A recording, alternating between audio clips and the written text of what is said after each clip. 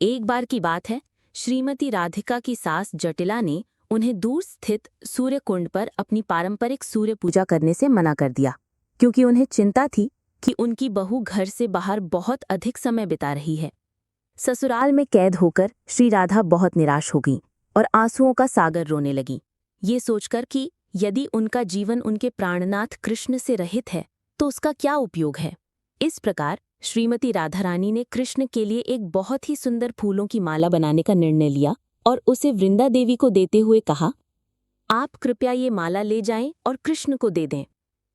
वृंदा देवी ने सोचा, सुबल सखा कृष्ण का अत्यंत प्रिय मित्र है।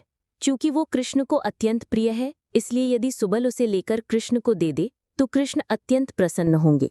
अतः वृंदा देवी ने सुबल को माला दे दी। उस समय कृष्ण राधा कुंड के तट पर विराजमान थे। मध्याह्न का समय था। सुबल आया और उसने कृष्ण को माला दे दी। फिर उसने सब कुछ बताया कि माला किसने तैयार की थी, ये उसके हाथ में कैसे आई और वो इसे कैसे सौंप रहा है। तब सुबाला से ये सुनकर कृष्ण बोले, अरे, मैं तो यहीं बैठा राधा के बारे में सोच रहा था कि तुम मुझे उनकी माला ला कर दे आए। मेरा मन बहुत व्याकुल है राधा रानी के वियोग में। कृष्ण को अंततः समझ में आ गया कि राधा रानी को जटिला ने बंदी बना लिया है और उन्हें आने की अनुमति नहीं है, इसलिए उनसे मिलने की उनकी उत्सुकता अत्यधिक दुख में बदल गई। कृष्ण पूरी तरह से उदास और असह्य हो गए। तीव्र वियोग का अनुभव करते हुए श्री माधव ने अपने प्रिय मित्र सुबाला से अश्रुपूर्ण स्वर में कहा, हे मेरे प्रिय मित्र सुबाला, मैं अपना जीवन तुम्हारे हाथों में सौंपता हूँ। किसी भी तरह राधा को यहाँ ले आओ। कृपया मेरी सहायता करो, कृपया मेरी सहायता करो। राधा को यहाँ ले आओ, कृपया राधा को यहाँ ले आओ। अचानक मुझमें उनसे मिलने की इतनी तीव्र इच्छा हो रही है कि मैं अपने पैरों पर खड़ा भी नहीं हो पा रहा हूँ। किसी तरह तुम्हें काम चलाना होगा। मैं उनसे मिलना चाहता हूँ, मैं उनके बिना नहीं रह सकता। सुबाला हैरान हो गया और उसने इस प्रकार उत्तर दिया, लेकिन मेरे प्रिय कृष्ण, दिन के उजाले में उन्हें वन में कैसे ला सकते हैं? ये अच्छा समय नहीं है, दोपहर का समय है। अभी राधा रानी को यहाँ लाना बिल्कुल असंभव है। हे मेरे मित्र, ये आशा छोड़ दो, ये बिल्कुल असंभव है। कृष्ण ने फिर जोर देकर कहा, परंतु मेरे प्रिय मित्र, मेरा मन बहुत व्याकुल हो रहा है। यदि तुम मेरे लिए राधा को नहीं ला सके तो मैं यमुना नदी में डूबकर अपना जीवन समाप्त कर लूंगा। मैं जीवित नहीं रह सकता। सुबाला ने सोचा, ओह, मेरा मित्र बच नहीं सकता, वो यमुना में डूब जाएगा। ठीक है, फिर किसी भी तरह मुझे राधा रानी को लाना ही होगा और अपने मित्र को प्रसन्न करना होगा। अपने मित्र को संतुष्ट करने के लिए सुबाला ने एक योजना बनाई। वो अपने एक बछड़े को बगल में दबाए हुए यवत स्थित राधा रानी के घर पहुंचा।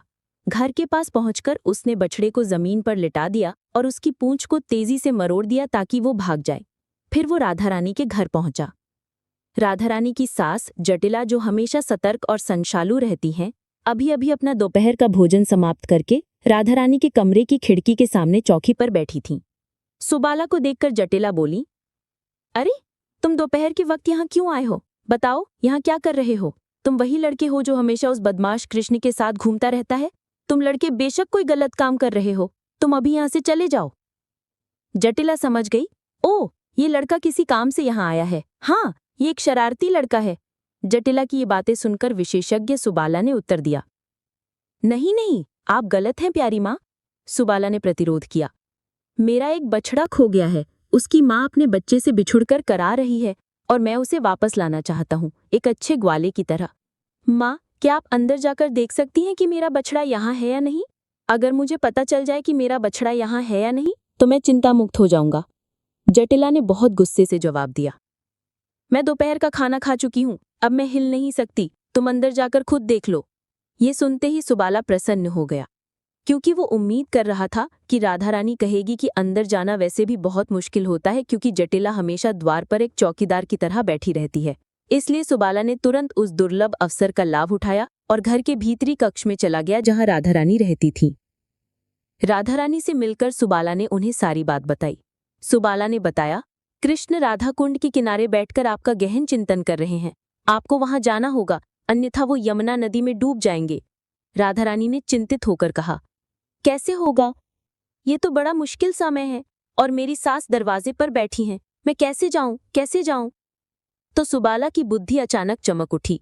उसे पता चल गया कि उसका मुखमंडल राधा रानी जैसा ही है श्री राधा कृष्ण गणोदेश दीपिका के अनुसार सुबाला 12.5 साल का एक ग्वाला है जिसका तेज रंग और मुखाकृति श्रीमती राधा रानी से बहुत मिलती जुलती है। इसलिए सुबाला ने कहा, ठीक है राधा, तुम मेरे वस्त्र ले लो। उन्होंने अपनी धोती, कुर्ता, पगड़ी और सब कुछ राधा रानी को दे दिया। तुम ये सब पहन लो, अब तुम मुझे अपनी साड़ी दो, मैं तुम्हारी साड़ी पहनकर यहीं रहूंगा। इस प्रकार उन्होंने वस्त्रों का आदान प्रदान कर लिया। फिर अंततः वस्त्रों का आदान प्रदान करते हुए वो सोचने लगे कि बाहर कैसे निकलें। राधा रानी की सास जटिला और ननद कुटिला की पैनी निगाहें लगातार राधा रानी पर टिकी हुई थीं। कैसे निकलें? अब जब राधा रानी ने उनके वस्त्र पहन लिए थे, सुबाला ने उनसे कहा, इस छोटे बछड़े को उठा लो, इस बछड़े को इसी तरह अपनी छाती से लगा लो, फिर बाहर जाओ। कथा के अनुसार सुबाला अपने बछड़े को लेने आया था, इसलिए राधा रानी ने सुबाला के कहे अनुसार किया। सुबाला का रूप धारण करके राधा रानी ने एक बछड़े को उठाया, उसे अपनी छाती से लगाया और द्वार से बाहर निकल गई। जब वो जटिला के पास पहुंची तो सुबाला के वेश में राधा रानी ने सुबाला के निर्देशानुसार कहा, माँ, मुझे मेरा बछड़ा मिल गया। जटिला बोली, ओ, तुम्हें तुम्हारा बछड़ा मिल गया? अच्छा, बहुत बढ़िया, अब जाओ, बाहर निकलो। राधा रानी अंततः बाहर निकलने में सफल हुई। राधा कुंड गईं और वृंदावन के वन में कृष्ण से मिलने आई। लेकिन राधा रानी ने देखा कि कृष्ण उन्हें पहचान नहीं पाए। कृष्ण ने कहा, अरे सुबाला, तुम राधा रानी के बिना ही वापस आ गए, क्या तुम उन्हें नहीं ला सके? ये सुनकर राधा रानी, जो मजाक करने में माहिर है, थोड़ा मुस्कुराई और कृष्ण के साथ एक चाल चलने का सोचा। सुबाला का वेश धारण किए राधा रानी ने मजाक करना शुरू किया और कृष्ण से कहा, नहीं कृष्ण, बोले, मेरे लिए दिन के समय राधा को लाना असंभव था। कृष्ण ने कहा, तो फिर मैं क्या करूं? अब मैं अपनी जिंदगी और बर्दाश्त नहीं कर सकता। ये सुनकर राधा रानी ने एक मजाकिया टिप्पणी की, यदि आप ऐसा कहें तो कृष्ण, मैं चंद्रावली जाकर उसे ले आऊं। नहीं नहीं, कृष्ण बोले, दही दूध की प्यास नहीं बुझा सकती, ये संभव नहीं है। कृष्ण निराशा से बेहोश होने वाले थे। अंततः कृष्ण की अत्यधिक निराशा देखकर राधा रानी ने उन्हें शीघ्रता से गले लगा लिया और कहा, हे प्रभु, क्या आप अपनी दासी को नहीं पहचान सकते? आप मुझे पहचानने में विफल रहे। राधा रानी की आवाज सुनकर कृष्ण, जो लगभग निर्जीव हो गए थे, अचानक पूर्ण आनंदित हो गए।